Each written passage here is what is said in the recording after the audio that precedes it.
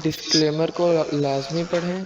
Crypto market में invest करना बहुत रिस्की है। ये वीडियो सिर्फ एजुकेशनल पर्पस के लिए है। अस्सलाम वालेकुम डिस्क्लेमर। दोस्तों, आज तारीख है 9 जुलाई साल 2025। आज के दिन मैं क्रिप्टो मार्केट की कुछ अपडेट्स आपके साथ शेयर करने लगा हूँ, जो कि मैं हर वीडियो में आपको शेयर करता हूँ। सबसे पहले हम करेंगे फंडामेंटल एनालिसिस के मार्केट में फंडामेंटली कौन कौन सी न्यूज़ेस चल रही हैं, और उससे हम प्रिडिक्ट करेंगे कि अगले मूव क्या हो सकते हैं क्रिप्टो मार्केट के। देखिए, वॉचर गुरु एक चैनल है, आप इसको एक्स प्लेटफॉर्म यानी ट्विटर के ऊपर जाके सब्सक्राइब भी कर सकते हैं, फॉलो भी कर सकते हैं, जैसे कि मैंने किया भी हुआ है।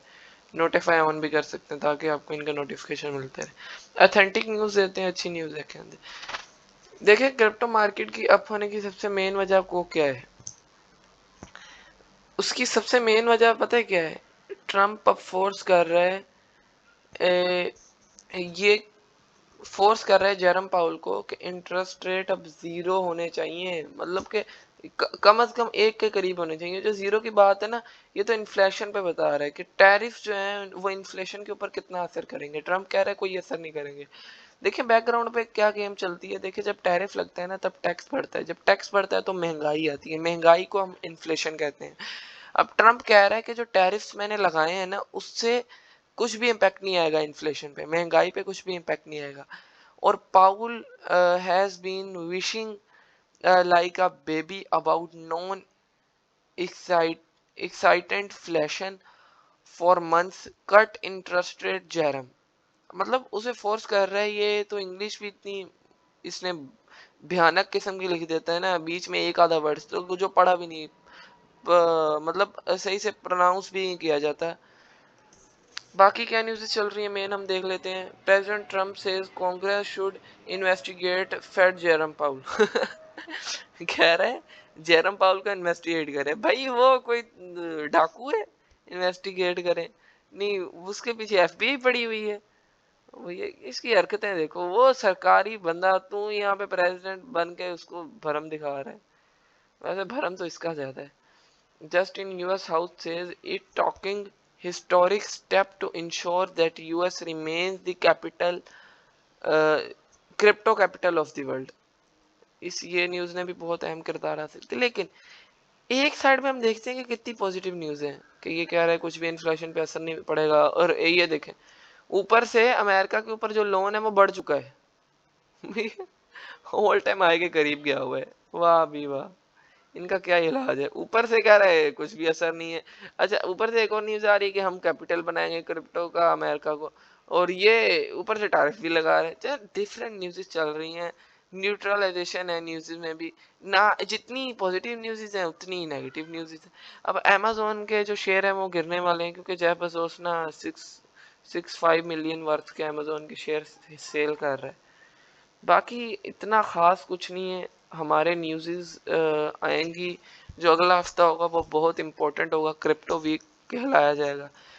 चले अब हम चलते हैं सेंटीमेंट के ऊपर। फंडामेंटल एनालिसिस तो हमने बड़ा कर लिया, हमने फाइंड कर ली, कोई इतनी खास न्यूज़ आई नहीं है। जो खास न्यूज़ है उनमें हमने देखा है कि जेरम पाउलो और उसकी लड़ाई चल रही है जो पिछले एक माह से चल रही है, और बाकी टैरिफ्स लगाए हैं उन कंट्रियों पर, छोटे मोटे कंट्रियों पर टैरिफ भी छोटे लगाए हैं। ये नहीं है कि 100% लगा दिया।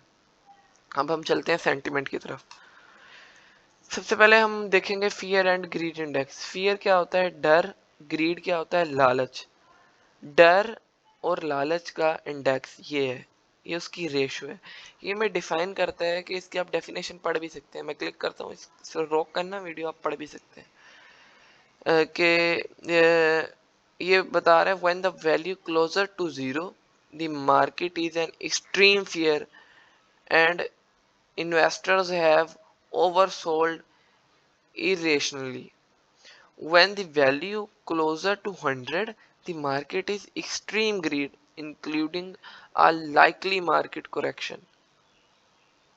तो ये इसकी डेफिनेशन है। इसका मतलब क्या है मैं समझा देता हूँ। देखें, ये डर और लालच की रेशो में बताते हैं। इसकी डेफिनेशन ये है कि जब ये इंडेक्स की जो नंबर है ये डॉट है, नीचे की तरफ होता है, और नंबर इस रेड एरियाज में चला जाता है। ये रेड है, ये ऑरेंज एरिया। तो मार्केट यहाँ पर जब जाता है फियर में आ जाती है, फियर मतलब कि ओवर सोल्ड हो जाती है मार्केट में, प्राइसेस गिर जाती हैं और इन्वेस्टर डर जाता है।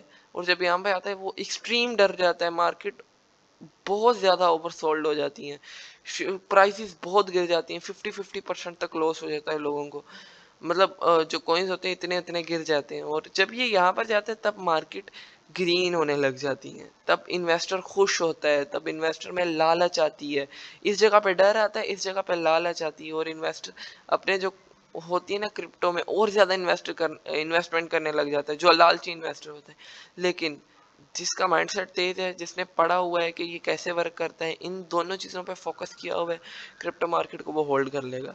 देखिए इसको पढ़ना कैसे, इसको आपने देखना है जब ये इंडेक्स इस रेड एरिया में है, ऑल्ट सीजन इंडेक्स बीच में नहीं होना चाहिए, या तो इस तरफ हो या तो ऑल्ट सीजन की तरफ हो, और ये रेड की तरफ हो। तब आपने देखना है, ये देख लिया कि ये रेड एरिया में, उसके बाद देखना है ऑल्ट सीजन इंडेक्स। अगर तो ये बिटकॉइन की तरफ है तब ऑल्ट कॉइन्स में पैसा डालना है अपने, अगर ऑल्ट कॉइन्स की तरफ है, ये रेड है, बिटकॉइन की तरफ पैसा डालना है। सिंपल सा फॉर्मूला है, आप याद भी कर सकते हैं। बाकी देखे मार्केट कैप 1% बढ़ा है, जो कि बहुत अच्छा है। CMC अंडर मतलब कि टॉप 100 के कॉइन 0.92% बढ़े हैं, जो कि बहुत बेहतरीन है हमारे ऑल्ट कॉइन्स के लिए।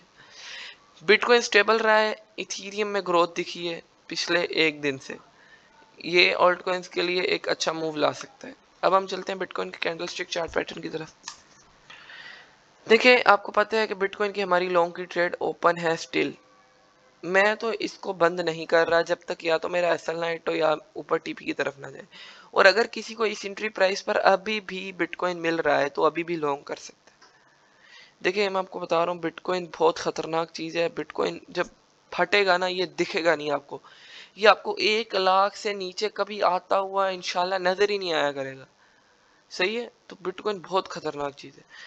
बिटकॉइन की लॉन्ग है, स्टिल कंटिन्यू है, आप इसे लॉन्ग यहाँ से भी कर सकते हैं। अभी हम ब्रेक इवन पर ही हैं, कहीं भाग नहीं गया ये। इथीरियम कैंडलस्टिक चार्ट पैटर्न की तरफ चलते हैं। जैसा कि देख सकते हैं हमारी इथीरियम की लॉन्ग ट्रेड ओपन है। इथीरियम का जो नेक्स्ट टारगेट है वो है 2900, और इसके बाद ये 3000 को ब्रेक करेगा। इसका मैंने वीकली एनालिसिस आपके साथ में शेयर कर देता हूँ। वीकली एनालिसिस करके मैं आपके साथ शेयर कर देता हूँ। देखिए ये जो है ना, ये एक इसकी मेजर रेजिस्टेंस है। सही है, ये मेजर रेजिस्टेंस बनती है 3216 से लेके 3440 तक, मतलब 3440 से लेके 3200 तक मोटा मोटा ये मेजर रेजिस्टेंस है। और यहाँ पर एक जो जिसमें हम स्मार्ट मनी कॉन्सेप्ट के लिहाज से देखें तो एक ऑर्डर ब्लॉक नहीं होता, जिसे हम ऑर्डर ब्लॉक बोलते हैं, मींस के जहाँ पर बड़ी इंस्टीट्यूट बैंक्स ने इन्वेस्टमेंट की होती है, मतलब इन्वेस्टमेंट की होती है या निकाली होती है, मतलब या तो शॉर्ट किया होता है या तो लॉन्ग किया होता है, सिंपल जबान में आपको बता रहा हूँ। तो ये वो एरिया है, और यहाँ पर जब दोबारा आएगा हो सकता है कि पेंडिंग ऑर्डर्स पड़े हों और दोबारा एग्जीक्यूट हों सेलिंग के लिए, वापसी यहाँ से प्रेशर हमें नजर आ सकता है। लेकिन हमने अपनी लॉन्ग की ट्रेड को टिल यहाँ तक कंटिन्यू रखना है, बाकी कंडीशन के मुताबिक हम देखेंगे। अब हम चलते हैं, एक और कॉइन मैं आपके लिए लेके आया हूँ उसके चार्ट की तरफ। देखिए ये .USDT का चार्ट है, ये मैं आपके साथ शेयर करने लगा हूँ। मैं इसको स्पॉट के अंदर और फ्यूचर के अंदर दोनों में लॉन्ग कर रहा हूँ। SL बिलो दिस एरिया होगा। अब देखें इसकी लॉजिक पूछेंगे बहुत सारे लोग। लॉजिक सिर्फ ये है, एक तो नीचे ट्रेंड लाइन पे रीटेस्टिंग करके गया है और अबव जा रहा है। वैसे तो ये दिखने में हमें बेरिश फ्लैग नजर आ रहा है, लेकिन दरअसल ये है नहीं, दरअसल ये है फॉलिंग वेज। अगर हम इसे बड़े एंगल में देखें ना, जैसे यहाँ से गिरती हुई आ रही है, सही है, यहाँ से गिरती हुई आ रही है, और अगर हम ऊपर से भी लगाएं तो ये एक फॉलिंग वेज पैटर्न है। कई सारे ब्रेकआउट नजर आए हैं जो कि फेक थे।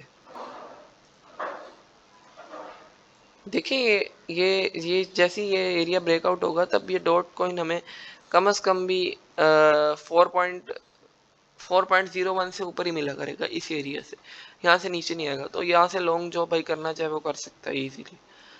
बाकी आज की वीडियो को यहीं ख़त्म करते हैं। चैनल को सब्सक्राइब और वीडियो को लाइक लाजमी कीजिएगा। अल्लाह हाफिज़।